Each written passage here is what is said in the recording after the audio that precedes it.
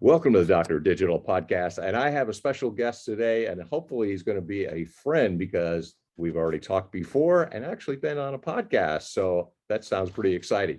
This is the Dr. Digital Podcast. It's the only podcast for those interested in growing their business with social audio. And for my special guest today, I have Simon.lader. Simon has been in the business for 25 plus years. He's hiring the top cyber sales and pre-sales execs for pre-IPO vendors, host and producer, which I know well because I was on it, the Conference Room Podcast. So it is my special guest today to get Simon. Simon, welcome to the program once again. It's great to see you again. And are you ready to have some podcast fun?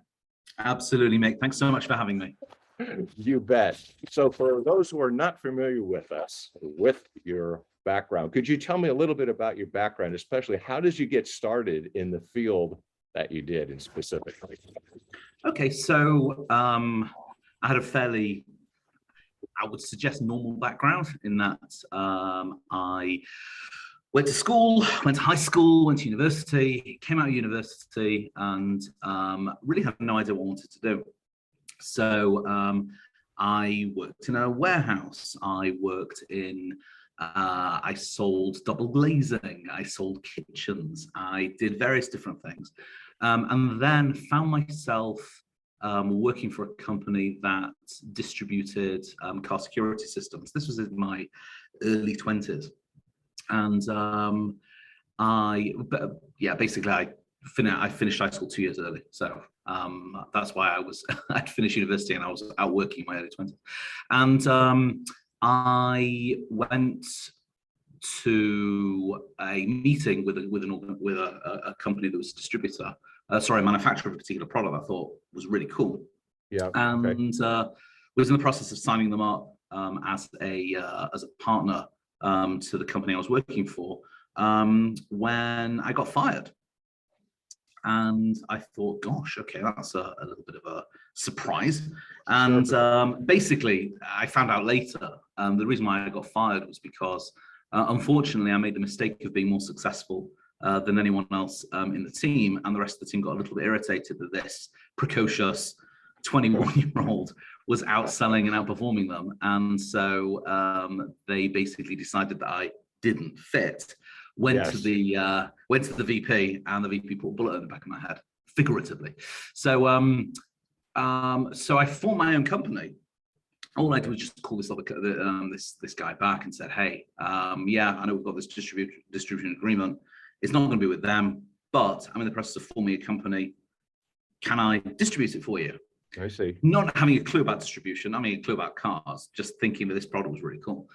And so that was a great success. And so for 2 years, I basically ran my own company, managing and distributing car alarms, okay? And had a fleet of independent car alarm installation people. And that was really great. However, I realized when I was 23, basically my biggest competitor, whose lunch I'd been eating for about 6 months, came along and wrote me a jaw-wobbling check to acquire the company. And then so I banked that, walked away and thought, okay, I'm 23. Now what? Okay. And I literally had no idea what I wanted to do. And I was in the very fortunate position of not having to rush into something, right? Okay. I wasn't married. I was still living with my 2 best friends who were called Mum and Dad. And I was just in this very privileged position of not having to rush into another job. Sure. So I took the time of deciding, okay, what am I going to do? So I went and got the evening paper back when they had them, and was thumbing through the evening paper and the jobs, the situations wanted pages, and a company was advertising all these different kind of sales and marketing type positions, and I thought, well, that's interesting. So I thought, yeah, I mean, what I've been doing predominantly has been kind of sales and marketing, a little bit of operations and admin, but mainly kind of sales and marketing. So so I called them up and said, hey, you're advertising these positions. I'd like to come and talk to you about them. So I went in, not realizing, of course, that this was a recruitment company that were advertising all over their clients. I just thought they were advertising all these different sales positions for them. It just shows how naive and stupid I was. Still am. Young. Yeah. And so I met the guy, basically the MD of the company, who was enormously entertained by the fact that I had no idea what I was talking about, and just had boundless energy and enthusiasm and a real kind of can-do attitude. But it was only really into about kind of 40 minutes into the conversation that we both really enjoyed, that it became apparent I had no idea that they were a recruitment company, had no idea what a recruitment company even was, what it did, okay? And at that point, he basically said, look, I think you've got, huge energy, you're clearly bright, and you've got a great attitude. How do you feel about working for us? So I was like, what do you mean? I mean, isn't that what this conversation is about? So he said, no, we're a recruitment company. I went, what's a recruitment company? and he said to me, yeah, we'd like to offer you the job. I went, doing what? I mean, like, and then I just turned to him and I said, you know what? I don't really care what the job entails. I don't really care what the company does. I just feel I can learn from you. I can work for you. And I think this is going to be a great, if nothing else, educate. I said to him, we're going to kind of make a bit of a pact here where you're going to give me an education into this world of recruiting. And in return, I'll give you every ounce of energy and enthusiasm and ability that I've got. Sure. And let's see what happens. All right. Yeah. And I worked with him for 4 years, and it was the most incredible 4 years of my life. Right. During that time, I got married, bought a house, and enjoyed the most extraordinary career working for somebody who I've subsequently described as the Gordon Ramsay of the headhunting industry, right? This guy's incredibly gifted, incredibly talented, and I really owe my career to him. His name's Mark Bridges, and I've got a huge amount of respect and gratitude to him because he gave me my start in this industry that I love.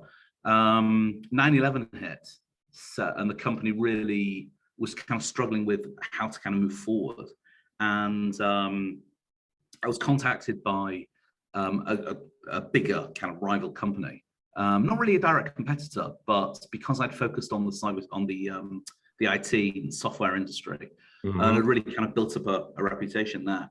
They reached out and they wanted to build an IT sales arm to their business. They reached out to me and said, we've got this kind of fledgling business. Can you come and talk to us about maybe helping start it? So I went along and I was talking to them, and I met with the MD of the company, and he said to me, okay, so how much revenue do you think you can generate for us in the next 2 years? And I said 0. I said, I probably won't even cover my own salary. So he said, really? I said, yeah, and anyone that tells you differently is lying or stupid or both, because we're about to, we've just had the .com boom and we're in the bust. Okay. We've just had 9/11, and the whole world's going to go into some kind of recession. We don't know how long or how bad, and it's really going to hit the telecommunications and IT industry worse than anything else anyone's ever experienced. So if anyone says, oh, they're going to make you, generate you $1 million, then they're stupid or lying for saying it, and you're probably even more stupid for believing it. And with that, I said, listen, clearly this isn't going to work. Thank you, goodbye. And I got a call about 2 hours later offering me the job. Well, there's an interesting way to get a job. Almost saying, no, I don't want it. Yeah, I mean, I wasn't saying I didn't want it.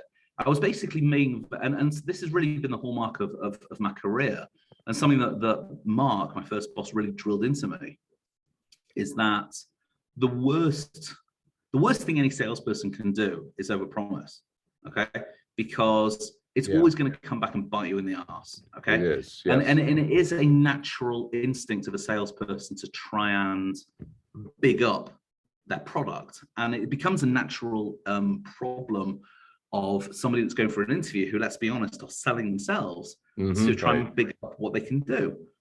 And if anything, if you can minimize expectations, then and get somebody to kind of set, for want of a better word, settle or agree on those minimized expectations or reduced expectations and say, yeah, okay, that's fine. Then if you exceed that, then it's a win. All right. If someone's expecting 100, right, and you do 90, then it's a loss. But if someone's expecting 70 and you deliver 90, then it's a win. Either way, you've delivered 90. So why tell them you can give them 100? Tell them you can give them 80, 70, right? So anyway, that was a very different organization, my second organization, but working for no less an extraordinary individual called Chris Keeling, who is still a mentor of mine. And I worked for Chris for 4 years, and met and subsequently worked with and have since worked with the most extraordinary individual called Nicola Wilson, who we still collaborate on projects even today, like 20 years later. And that was an incredible experience. It took, and this is really where career development comes in. It took what I already had from Chess, my first company, and built it. And so 4 years later, I was ready to start Salisi Human Capital, which is the company I now run. It's really interesting, and it reminds me of a Jack Welch comment where he says to under-promise, over-deliver. And that kind of encapsulates what you're trying to say. You manage expectations, but then you do more. And then, of course, people are thrilled because you didn't fib and you said what you could do, and then you did better. And you've actually addressed some of the things I was asking about, some of the changes that have taken place and some of the things that you have seen, and also being able to predict, which is really important for recruitment as well, too. What would you say are some of the changes, if you haven't touched on them already, or hot growth areas in your field currently? Okay, so I mean, I've been in the industry 25 years. I like to joke that I started when I was 6. Obviously not, and a grey hair or two maybe lie that I'm a little older than 31. But the changes I've seen, I mean, the industry's changed enormously. I mean, when I first started, when you confirmed an interview between a candidate and the company that was going to be interviewing them, you were feeding resumes into a fax machine. Okay. Yes. Oftentimes, and if you wanted to know any information about a company, you have to call them and order their company brochure. Okay. The internet was I wouldn't even say it was in its infancy. It was embryonic at that point. And I remember the amount of people that just said it was a fad and it was all going away, and it was it was only for kind of geeks and purveyors of adult entertainment. So and obviously, I mean, don't get me wrong, I'm sure the geeks and the purveyors of adult entertainment have been in many ways pioneers of the industry, and interestingly, in the market that my company primarily services, which is the cybersecurity space, it's interesting that some of the biggest growth areas have been fueled by those two sectors, which we don't really like to talk about, but it's true. But that aside, social media, podcasting, LinkedIn, Facebook, Google advertising have dramatically changed how our industry works. LinkedIn alone has emerged, I would say, over the last probably 10 to 12 years as the dominant tool in the recruitment market. Sometimes perhaps too overused. Okay. And the amount of times I talk to people and they're like, oh, it's great to actually have a conversation with someone rather than just being bombarded by LinkedIn emails and connection requests. So I do think that in many ways, the art of conversation, good old-fashioned selling, picking up the phone up and just talking to somebody, has for many people, become a bit of a lost art. And fear has also come up a lot. People are terrified of saying the wrong thing, terrified of offending somebody, you know. Not wanting in any way to get political, but since when was it a sin to say something that somebody else, that hurt someone else's feelings? I mean, we're all grown-ups. I mean, when we were in the schoolyard or the playground, you know, if somebody said something, you know, sticks and stones. So, absolutely, sure. You know, and yet for some reason, when we're adults, everybody decides that, yeah, well, sticks and stones may break my bones, but names deserve you to get cancelled, or your career to be destroyed, or for us to put out on social media what an awful person you are, so that people hound you to the end of days, right? Yeah. I don't know. That's something that's changed. But I think the other big thing as well, and particularly over the last couple of years, since the beginning of the COVID pandemic, has been the speed with which the recruitment cycle happens, because people aren't jumping on planes and attending face-to-face interviews for the most part anymore. Certainly not in my industry, okay? Where before it was, well, we'll have a phone call and then we'll both jump on a plane and meet in a mutually convenient airport, or you know, you'll jump on a plane and come to my office, or I'll jump on a plane and come to yours, or whatever. Now, because of Zoom, Teams, you know, I mean, case in point, yes, you and I are in completely different cities, and yet here we are having a conversation. We might as well be in the same room, you know. Yes, and that's really impacted also on the recruitment market as well, and the fact that it's also opened up where people can be based. I have a number of clients in Israel and in Europe that hire people. Or I mean, I've also got I've got clients in the US who similarly will they have no centralized office. They've got an office address, but it's typically like a Regis or a WeWork or something. But they have purely for administrative purposes. Everybody's based from home because they're using Zoom and using Slack, and they're using Notion and Airtable and all these other wonderful tools that mean that people don't have to be in the office. So these are just a couple of the changes that I've seen. But if you aggregate all these changes together, the world is a very, very different place to the world I started recruiting for back in 1997. Way back when, as I said, I always say, when the dinosaurs roamed the earth. Exactly. A long time ago. When people are listening to you and they see what you do and they hear what you do, what would you recommend business owners consider when they think of recruitment? And especially now, because there are so many changes, what should business owners be thinking of as far as recruitment goes? Okay, so that's a really great question, and it's something that I get asked a lot, right? There are really two things that I see a lot of people doing that seem to be the right thing to do. Okay. But for the most part are not. Okay. The thing, and they are, many recruiters, most recruiters, in fact, the industry is dominated by what we call contingency recruiters, which are no win, no fee. All right.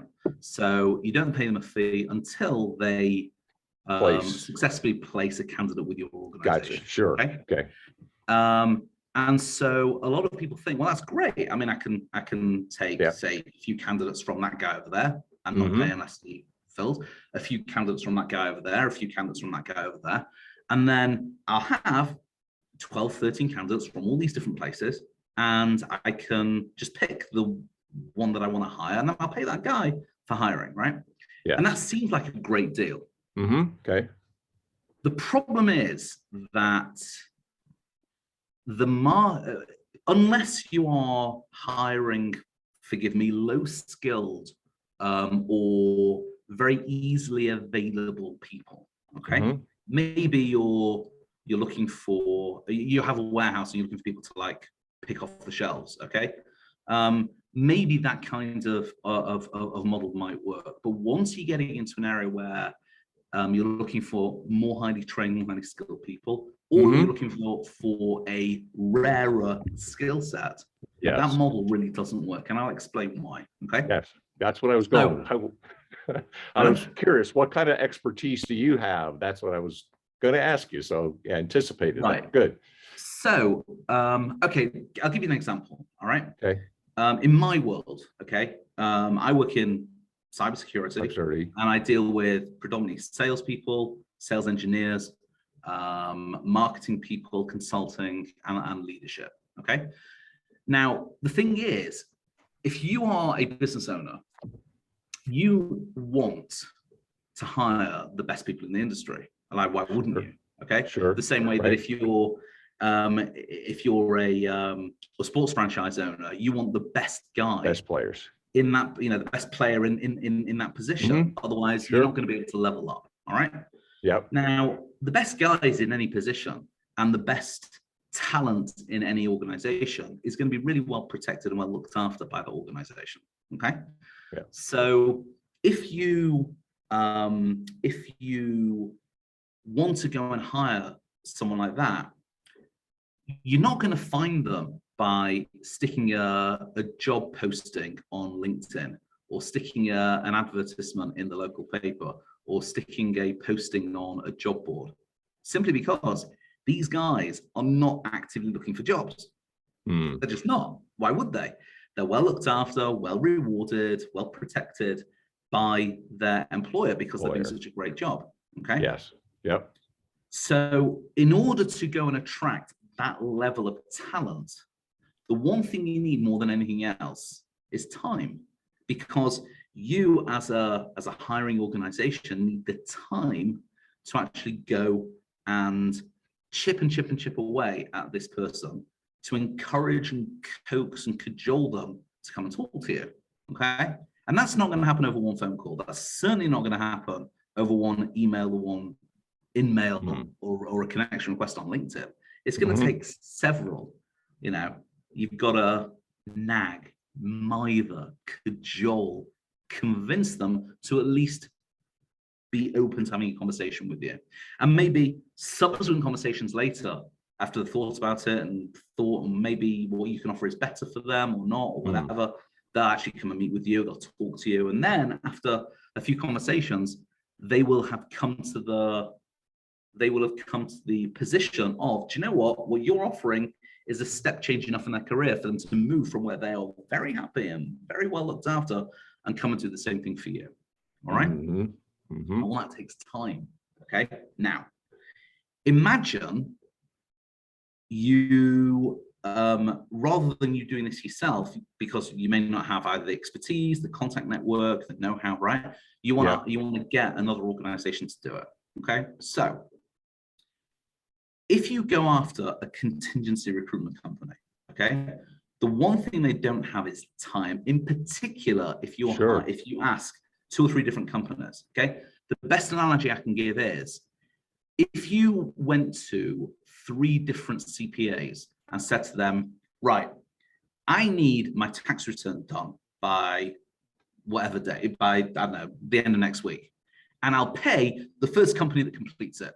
All 3 of you go do my tax returns for me, but I'll pay the first company that completes it, right?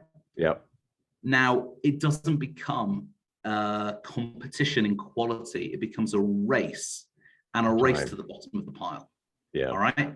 Yeah. Because when you have multiple organizations all competing for the same work, okay, when it comes to something like this, you are rewarding them based on how quickly they can complete the work, rather than the quality with which quality. Sure. Yeah. All right. Yep. So to that end, sorry, I've got somebody joining me in the background. to that end, what effectively happens is that what you're going to get, what you're going to end up with are not 3 companies who are trying to provide you with the best possible talent. What you're left with are 3 companies that are working as quickly as they can, because here's what they know that you don't. They all have the same contacts. They all know the same people, because they all have access to LinkedIn, Zoom info, and most recruitment companies specialize in a particular area, which means they have the same contact base. So effectively, when you call 3 different recruitment companies, what you're basically saying is, guys, you all know who the best people are in the industry, or you all have access to the contact details of the best people in the industry. On your marks, get set, go. Yeah. All right. Yeah. And what do you think is going to happen? Are they going to go and try and coax out that really hard to find guy who's going to spend a week or two thinking and deciding whether or not to go for it? Or are they just going to go and stick an ad on Monster, stick an ad on LinkedIn, and call the people that they know are desperate and will talk to anybody? All right. Yep. And so if you're sticking an ad on Monster, an ad on LinkedIn, and getting the people from the top of the pile that are always in contact with recruitment companies, what are you going to end up with? People who are desperate to leave where they are. Yes. And they'll go for anything. Yep. Anything at all. So what you're left with are people who will come and join. You'll think, oh, these people interviewed well. Well, of course they interviewed well. They were told exactly what to say in the interview by the recruiter. All right. Yep. They're interviewing well. And here's what happens. You hire them and you are paying their mortgage, their kids' tuition, their living expenses while they find the job they really want to do. Yeah. No question. 3 to 6 months later, they say, good night, Vienna. They leave you, and they go and get the job they really wanted in the first place. All right? Yep. So, and by the way, the statistics that back this up are crazy. It's something like 70 in the US. Yeah. I think it's something, I don't have them off the top of my head exact, but it's something like 70% of candidates who found a job through contingent recruiting left within the first 12 months. And it's obvious why. Yeah, they're unhappy, and you got just, it's a hamster wheel. You're just turning and churning people around. If you look at the and just take a sample exercise, and I would encourage anyone that's listening to this to do the same thing. Go on LinkedIn and go on, just randomly take a look at salespeople, pre-sales people within the software industry. All right. And you'll find more than 2/3 of the ones that you look at, just randomly, more than 2/3 have had more than 3 jobs in the last 5 years. Yep, it's true. And if you say, do you know what? Well, the last 2 years have been COVID. Okay, ignore the last 2 years then. Look at the previous 5 years. Yep. They've had more than 3 jobs in that period of time. Why? Because the dominant recruiting methodology is broken. Yeah. And that's this contingent recruiting. As opposed to working with a retained or an exclusive recruiter where you're basically saying, okay, Mr. Recruiter, I'm going to give you the time, I'm going to give you the bandwidth and the commitment to go and do it. All right. And so when you say to me, what are the primary things that business owners should do? Number one, ideally go retained with a recruiter, because if you can show them you're committed to them, I guarantee you they'll be committed back to you. But absolutely, number 2, never use more than 1 recruiter for any position you're working on. Gotcha. You presented a really unique view and learned a lot. And the reason I say this is because for most of us who are in the job application, as I was a younger person, I never saw this insight. So I learned a lot, and hopefully the audience did as well too. So now the big question, of course, since you're unique and you have a very insightful view of this, how would people get a hold of you, and what would you recommend? Because I think a lot of people would say, this is a person I would like to work with. How would they reach out to you?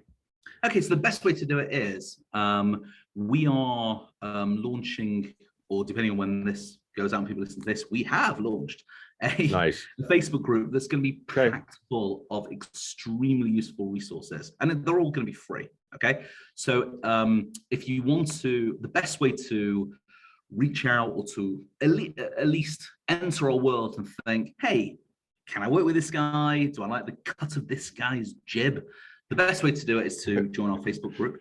So in joining our Facebook group, you'll get, that's going to be packed full of resources that people can use, where we really break down our formula that people can, by all means, use themselves, if they want to go for it themselves, or have us kind of guide them a little bit through it, they can do that entirely free. It's all the resources are there. We've got templates, we've got guides, everything from how to write great job specs, how to interview properly, how to transition recruiting, if you're more used to face-to-face recruiting, to transition that into remote recruiting, how to make sure that you make job offers that can be accepted, really walking people through the methodology that we use. And it's all free, it's all accessible, it's all going to be inside the group. However, if you feel, do you know what, we can't really do this ourselves, or we would benefit from maybe working with a company that can really help us out and do it for us, then there'll be plenty of links on there to scheduling an appointment with me or one of my team, and we'd be more than delighted to work with anyone. Our sweet spot is cybersecurity vendors, typically pre-IPO, typically under 300 employees, and we work with sales engineering, marketing, consulting, product, anything in leadership, anything at C-level, VP level. So if you think we can maybe help you, or you just want to have a chat, by all means, reach out. Sounds good. Well, delightful to chat with you. But I'd say that, but I encourage people to call because look how delightful you are to chat with. So thank you, Simon, for your time. I really appreciate it. Learned a lot, learned a great deal. Seeing how our things are from the other side, the recruitment side, is really insightful. Thank you for your time. I appreciate it, Simon. Mick, it's been a real pleasure. Thanks so much. You bet. So this is the Dr. Digital podcast, and hopefully you stay to the very end and you can get a free complimentary website analysis. Just get a hold of me at Mick, as in Jagger, except he makes more money. Mick.Smith@WSIworld.com. That's it for this particular episode. Until next time, Deus Volt.